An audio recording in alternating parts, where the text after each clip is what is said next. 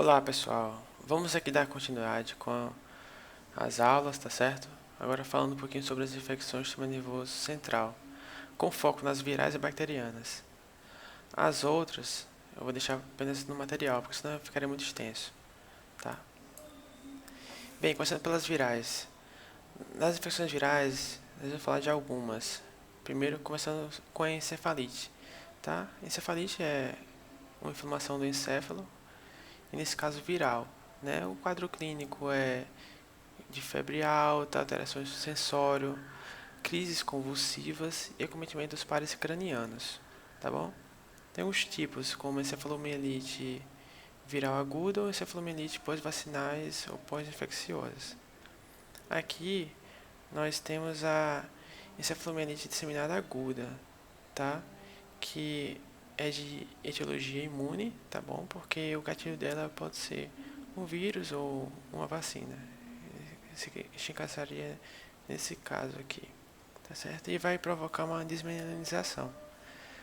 Aqui nós temos uma ressonância, né, com múltiplas lesões, tá certo? Hiperintensas, branquinhas aqui. Continuando, nós temos as meningites agudas assépticas, cujo gênero é o enterovírus, tá?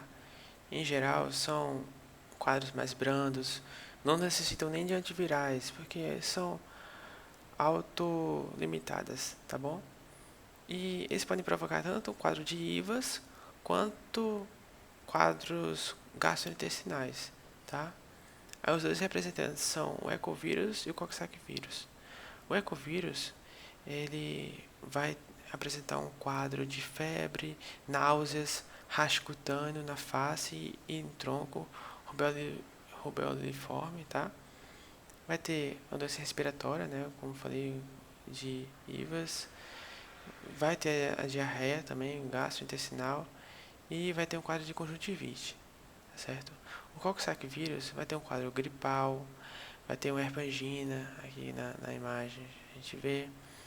E a síndrome da mão pé boca, tá? Continuando, o quadro geral da cachumba é de febre, anorexia, dor ao mastigar. Por quê? Por conta desse aumento da parótida, tá bom? E com esse aumento da parótida vai gerar uma amilase elevada, né? Ele pode ocorrer antes, durante ou após, ou até na ausência de uma parotidite, tá bom? E no líquido cefalorraquidiano, nós vamos encontrar um aumento da celularidade, sem células. Vamos ser linfócitos, né? Porque pensa que, em geral, quando tem uma infecção viral, os linfócitos que aumentam, né? Mas isso não é regra, tá bom? Vai ter um aumento da proteína e vai ter uma glicose normal. Continuando, aqui a falar sobre encefalites ou encefalomielites agudas, nós vamos ter o quadro da poliomielite. No caso, já foi erradicado aqui no Brasil desde 1989, mas corre o risco de voltar por conta da diminuição da vacinação, né? Então, fica bastante atento nessa questão. As arboviroses, nós estamos falando aqui da zika, dengue e chikungunya, né? Elas podem levar a um cometimento do sistema nervoso central, as encefalites, pode levar a meningite, síndrome de Guillain-Barré, né? Raiva, rabidovírus, causada pelo rabidovírus, vai ter uma parestesia do sítio do local da mordedura, né? Vai ser, obviamente, um quadro irreversível, porque a quantidade de pacientes que foram curados é minúscula.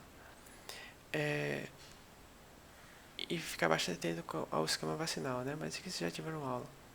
Encefalite herpética, aqui é importante. Causada pelo herpes vírus tipo 1, tá? É o agente mais atribuído às encefalites no Brasil, é o herpes vírus. Comportamento, a pessoa vai apresentar um comportamento bizarro, com alucinações, afasia, tá bom? A localização, prestar bastante atenção nisso aqui. Eu até frisei aqui, coloquei em vermelho. O local do acometimento é o lobo temporal, tá? Pode não ter, mas se tiver lobo temporal é quase que patognomônico de herpes vírus, tá bom? Então, se cair falando alguma coisa sobre lobo temporal, herpes vírus, encefalite herpética. E também vai ter encefalomielite pelos herpes zoster, né? O vírus é varicela zoster e vai ter um rastro cutâneo. Encefalites subagudas ou lentas. Bem, aqui nós temos alguns representantes, né? A panencefalite esclerosante subaguda, tá? Causada pelo vírus do sarampo.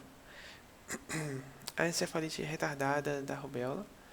A leucoencefalopatia progressiva multifocal, que é a LEMP, LMP. A gente viu isso aqui quando estava estudando HIV, né? Porque é mais relacionado ao HIV. Por quê? Porque o HIV vai gerar um quadro de imunodeficiência, né? Imunossupressão. E esse vírus aqui, o vírus JC, causa LEMP, ele é um vírus de infecção oportunista. Ou seja, ele só vai causar a doença caso o indivíduo tenha um quadro de imunodeficiência associado, tá bom? A encefalite pelo HIV também está associada nas subagudas ou lentas. Quadro mais arrastado. Bem, falando aqui um pouco da leucoencefalopatia, né, a LEMP.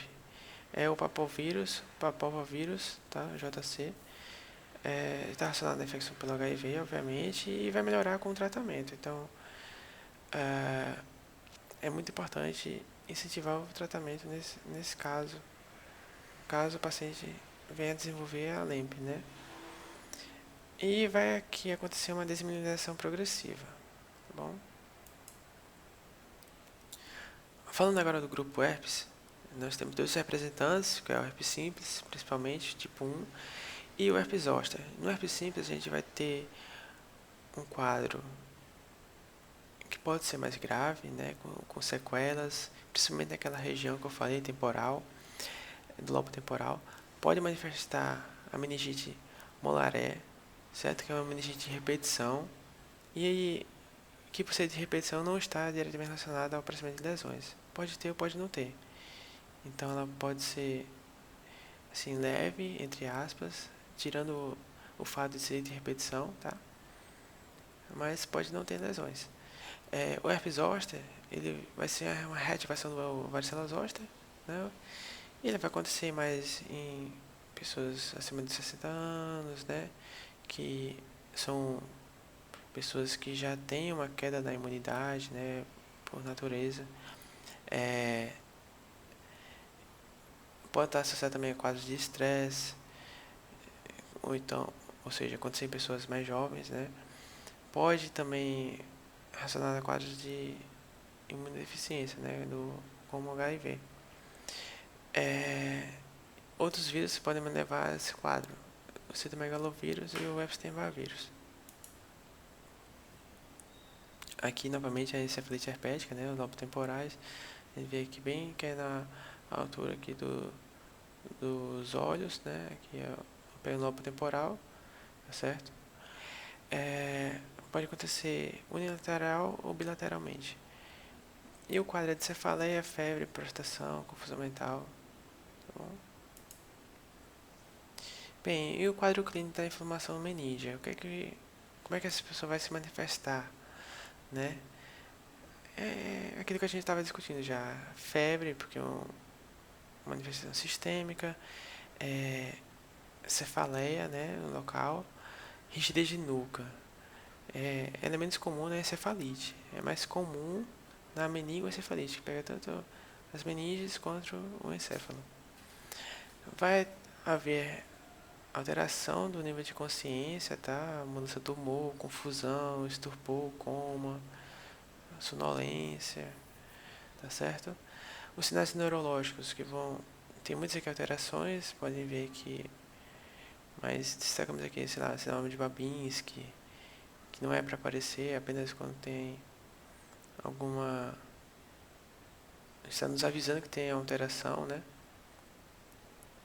Envolvimento da medula espinhal, enfim, alteração da aumento da pressão intracraniana, tá? Nos exames complementares, nós podemos ter o hemograma com aumento dos linfócitos, né? Por ser viral, aquilo que eu já tinha falado. O linfocefalorraquidiano eu vou mostrar no próximo slide direitinho. Vai ter também a alteração do eletrocefalograma. No isolamento do viral, a gente pode ter, aqui no caso das fezes, encontrar o enterovirose, né, aquele Coxsackie e o ecovírus, tá certo? E também a poliomielite. No caso, não vem ao caso, né? E pode isolar também o vírus com o linfocefalorraquidiano, tá certo? Na sorologia, nas gestantes, é importante a gente pedir o citomegalovírus, toxoplasmose e o epstein-barr-vírus. Tá? No líquor, a gente não vai chamar de sorologia, né? No líquor a gente chama de reação imune. Então, seria um exemplo, reação imune para herpes vírus, tá certo? Procurando no líquor. Sorologia é no sangue, né? Obviamente. E o RT-PCR, a gente vai pesquisar o agente próprio no líquor, tá? Bem, agora aprofundando mais sobre o líquido cefalorraquidiano, até coloquei aqui que é a parte mais importante da diferenciação das etiologias, se é bacteriana ou viral. Então a gente vai prestar atenção basicamente nessas duas coisas. Leucitose vai haver aumento dos leucócitos. As custas de quê? As custas de linfócitos. Então é linfa mononuclear. Você vai pensar em viral. Aquilo que eu falei. Pensou em linfócito, pensou em viral. Pensou em neutrófilo, pensou em bacteriano. A gente vai ver mais adiante. Raramente vai ter uma celularidade acima de 100 células. Tá? A gente vai ver que no bacteriano é bem mais do que 100 células. Tá? E pode ter presença de hemácias. A proteína pode estar normal ou elevada. E a glicose vai estar normal. Não vai haver o consumo de glicose. E o normal é quanto? Eu vou ter aqui, o normal é pelo menos 2/3 do valor do plasma. Então, se o plasma está 100, o normal, aqui nesse caso, é 66 no líquor. No plasma está 100, então no líquor o normal é até 66, então é menos, né? Aí eu coloquei aqui a diferenciação, ó, o líquor normal, esse aqui que é bem clarinho mesmo, é praticamente água, né? E esse aqui já está meio turvo, então está contaminado. A técnica eu coloquei aqui só a nível de vai que ela cobra isso, né? Mas a técnica você vai localizar a crista ilíaca, vai traçar uma linha até a coluna, linha reta, tá? A menor distância possível, e você vai cair aproximadamente ao nível do L4. Aí você pode fazer mais acima, entre L3 e L4, ou mais abaixo, L4 e L5. Mas pegando sempre o nível do L4, tá certo?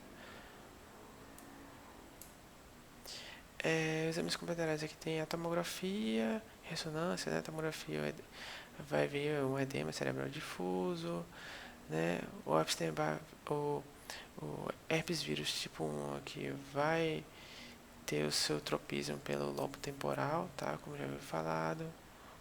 Enfim, na ressonância magnética vai ver a desmielinização, né? Que eu falei, a encefalomielite disseminada aguda, certo?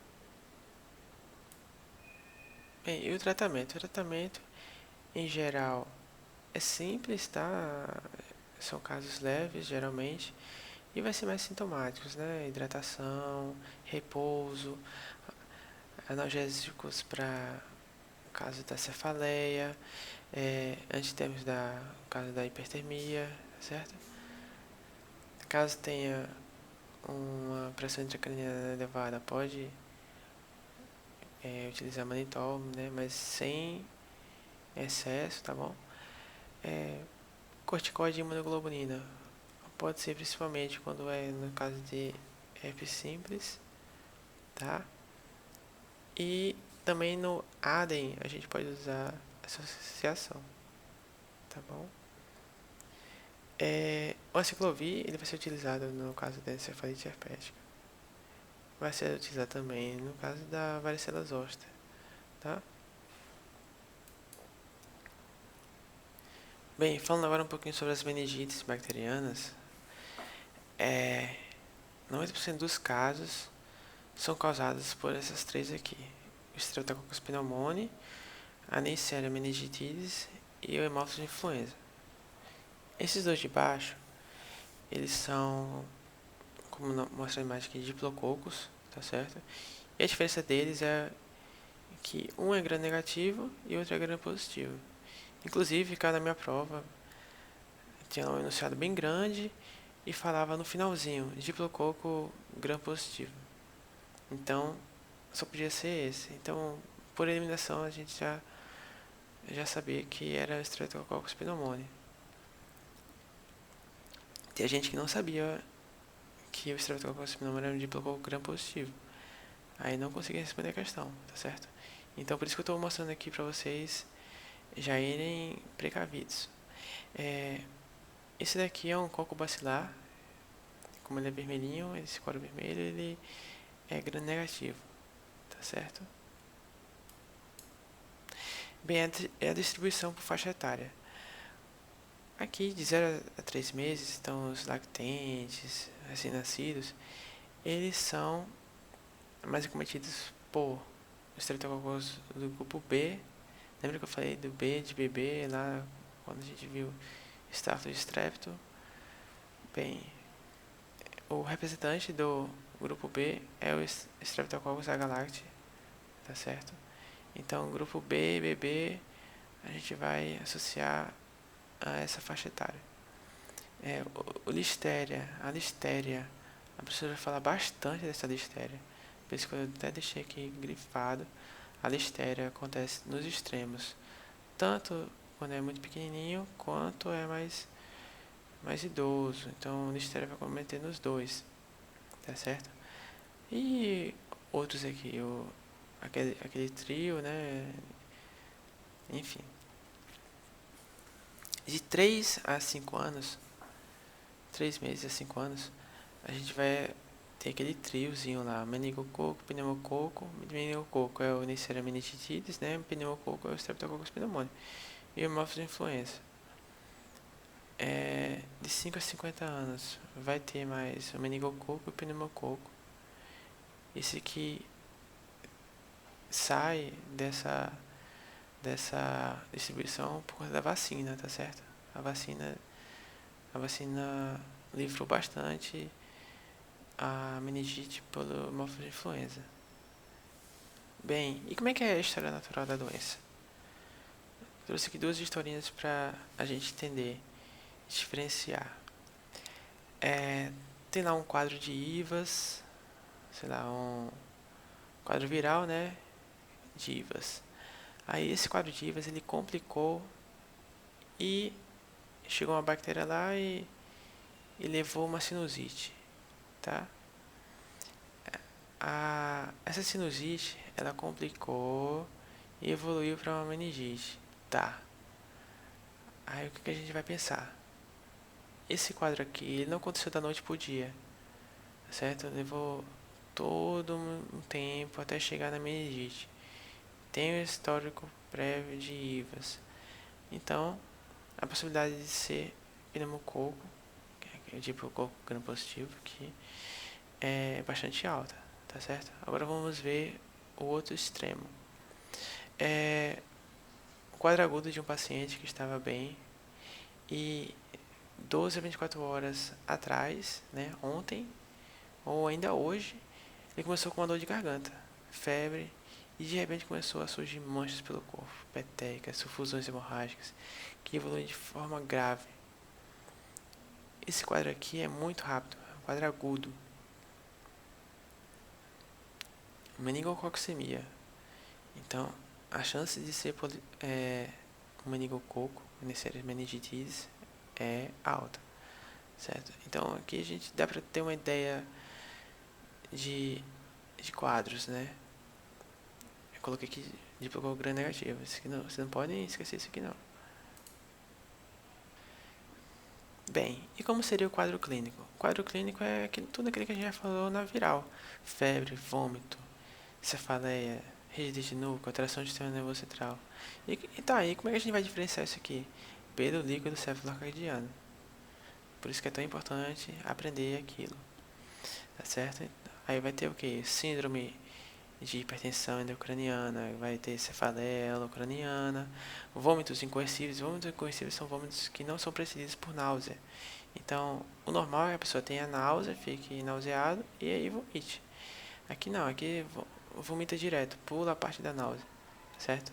Vai ter alterações do nível de consciência, tá? Sinais de estimulação simpática, por exemplo, taquicardia, palidez ou excitação do núcleo vago na porção bulbar, ou seja, aqui vai ter uma bradicardia. Aí tá, mas a pessoa tem taquicardia ou bradicardia? Depende do local que está sendo estimulado, excitado, tá certo? Isso aqui é importante. Até 1 ano, crianças então muito pequenas, né, meses de vida, alguns desses sintomas aqui podem estar ausentes. Então a criança não vai dizer que está com cefaleia. Como é que ela vai se manifestar essa cefaleia? Através do choro, do gemido, da irritabilidade. Não vai recusar o peito, entendeu? A rigidez de nuca às vezes não está presente. Ela vai ter o quê? Uma fontanela abalada, tá certo? Enfim. Bem, e como é que a gente vai ver que tem comprometimento meníngeo? Pela clínica. Aqui eu já ouvi falado. Rigidez de nuca. Vai tentar encostar o queixo no, no peito do paciente. Vai conseguir? Não vai. E por reflexo, ele involuntário, né? É uma flexão involuntária das pernas. Ele vai fazer esse movimento. Aí, esse movimento de flexão involuntária das pernas é o sinal de Brudzinski, tá? Por meio da rigidez de nuca. Então a gente faz a rigidez aqui, vê se tem rigidez, e se tiver, ele vai fazer esse sinal aqui de Brudzinski, tá bom? O sinal da Zeg a gente vai levantar a perna do paciente e ele vai referir dor na parte posterior, tá certo? E o sinal de Kernig, a gente vai segurar a coxa e depois vai pegar a perna e vai esticá-la para cima. Enquanto a gente fizer esse movimento, o paciente pode referir dor, ele pode fazer uma flexão involuntária da cabeça, né? Vou colocar aqui como se fosse Brudzinski, ao contrário, né? E pode também ter limitação da execução, né? E tudo isso pode corroborar para um sinal de meningite, tá certo? Aí pode ter o opstótomo e a postura antálgica, tá? Em pacientes idosos, eu coloquei isso aqui, em pacientes idosos, geralmente pode ser que esses sinais aqui estejam prejudicados na avaliação. Por quê? Porque o paciente já pode ter artrose, né?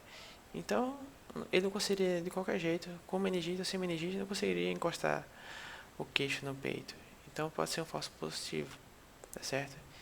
Então, prestar atenção nisso aqui, né? Febre, confusão mental nesses pacientes.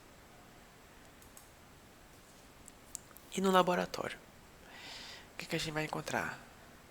Se na viral encontrou linfocitose, aqui vai encontrar neutrofilia, tá certo? No hemograma. Muito importante isso aqui, não esqueçam. No líquido cefalorraquidiano, bacteriano, que a gente vai esperar encontrar neutrófilo também. Polimorfos nucleares no líquido cefalorraquidiano. E quantos polimorfos nucleares? Muitos. Mais de 500 normalmente. Na viral é até 100, geralmente, não passa disso. Aqui é mais de 500, vai chegar a 5.000, 10.000, entendeu? E quanto mais células ele tiver, mais turvo, apurulhento ele vai ficar, depende da celularidade. Então, se ele estiver no início, ele pode estar até límpido, entendeu? Então, o líquido circulante límpido não afasta uma meningite bacteriana. Presta atenção nisso. As proteínas vão estar elevadas, né? Quanto mais proteína, pior prognóstico. A glicose vai estar baixa consumida, porque a bactéria vai consumir essa glicose, né? A glicose vai estar lá no líquido circadiano, o normal, mas como vai estar cheio de bactéria lá lotado, vai estar consumindo e a glicose é baixa. E a coloração GRAM? A coloração GRAM a gente vai ser importante para quê? Para diferenciar se é um diplococco GRAM positivo, GRAM negativo.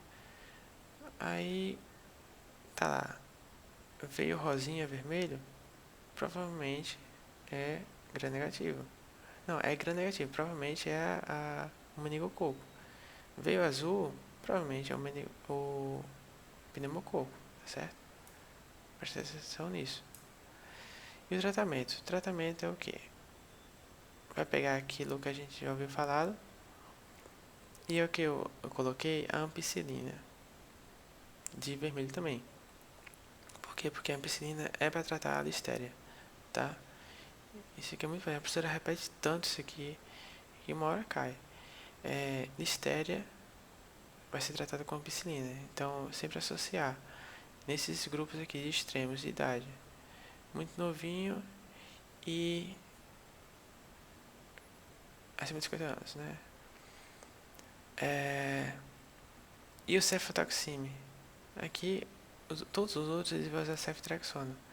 Por que não usa? Porque o ceftriaxona para pessoas, indivíduos muito novos, não é legal, tá certo? Então, usa outra cef de terceira, cefalosporina de terceira, que é a cefotaxime, certo?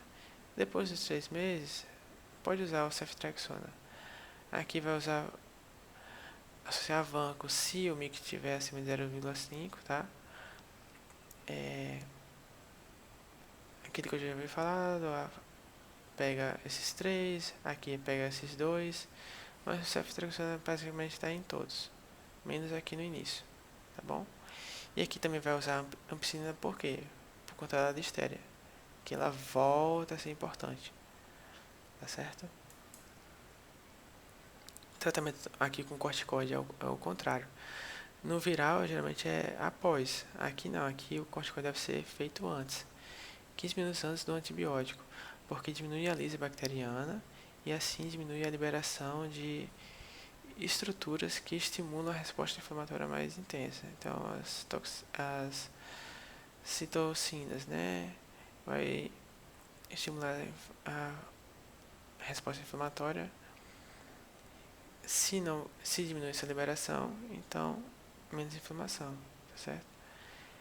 E o corticoide vai fazer o quê? Justamente isso, desinflamar. Diminui a pressão intracraniana, diminui o edema, tá certo? Enfim, tratamento específico é em casos de convulsões e edema, eu coloquei aqui rapidinho, mas eu coloquei no material também melhor descrito. E por fim, profilaxias, tá certo? Aqui, no caso, o mais importante saber é qual a bactéria que está infectando. Caso ela seja meningococo ou hemófilos influenza, vai necessitar de profilaxia. Se for pneumococo, não precisa de profilaxia, nem precisa isolar. Aqui não, aqui vai precisar isolar e profilaxia, tá certo? No caso, do meningococo, todos os contactantes terão que tomar rifampicina por 2 dias, tá certo? Lembrar, diplococo, 2 dias, diplococo, 2 dias. Então, 2 dias. Hemófilos influenza vai ser pelo dobro, 4 dias, né? Porém, esse influenza não vai ser para todos os contactantes, e sim para os familiares com menos de 5 anos. Ou seja, indivíduos que não completaram a vacinação para hemófilos influenza. Por quê? Porque são 3 doses. Então, se não completou 3 doses, ou então não tomou nenhuma dose, vai precisar fazer a profilaxia com a rifampicina, tá certo? Então aqui é rifampicina, 4 dias, 2 dias. Meningococo, hemófilo influenza. Pneumococo, não precisa. Mas o que é importante, a vacinação para indivíduos maiores de 12 anos de idade com risco de infecção. Então, tá lá um indivíduo que retirou o baço, perdeu o baço. Então, vai precisar receber a vacinação para o pneumococo, por conta de risco de infecção. E não porque ele tem meningite, por exemplo. Ou ele teve contato com alguém com meningite, tá certo? Um idoso também, um imunodeficiente. Então, pelo risco de infecção, ele vai precisar da vacina. Enfim, pessoal, é isso. Caso tenha alguma dúvida, pode chamar, tá certo? Faltou a parte de crônicos, que é infecções crônicas do sistema nervoso central. E eu vou colocar no material, tá certo? Pra não ficar muito extenso aqui. E é isso. Valeu!